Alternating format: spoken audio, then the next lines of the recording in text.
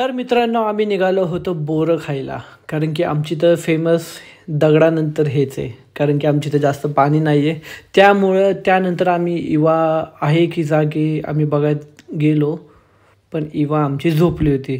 त्यासाठी मी तिला घेऊन नाही जाऊ शकत कारण की इवा झोपली होती. कारण की सकाळपासून ती जागीच होती. आत्ता झोपले तर झोपू द्या मम्मी बोलली. सो आम्ही आता कल्टी मारतो.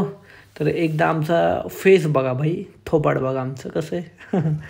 तर आम्ही तिघं, एक मधला हा एक काळू, हा एक बाळू, मी एक नाग, तिघंजण आम्ही निघालो होतो. त्यानंतर जाता जाता खूप ऊन होतं, काहीतरी भयानक ऊन चालू होतं आणि दुपारच्या 2-2:30 वाजता आम्ही निघालो होतो. आम्हालाच खास होते एवढ्या उन्हात जायची, बाकी काय नव्हतं. पूर्ण असं वाटत असेल की वाळवंटच आहे की काय, कारण की इकडं एकही झाड नव्हतं. तरी आम्ही एका झाडात जंगलात चाललो होतो. तिथं फक्त तुम्हाला बोरच भेटणार, ते पण आता सुकलेली बोरं.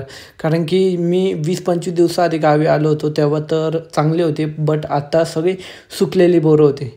तरी काय, आम्ही खाणार, आम्हाला खायची खास होती. लागतं ते भारी भारी लागतात ते ना. वाव, ते कसे लागते? गोड आहेत.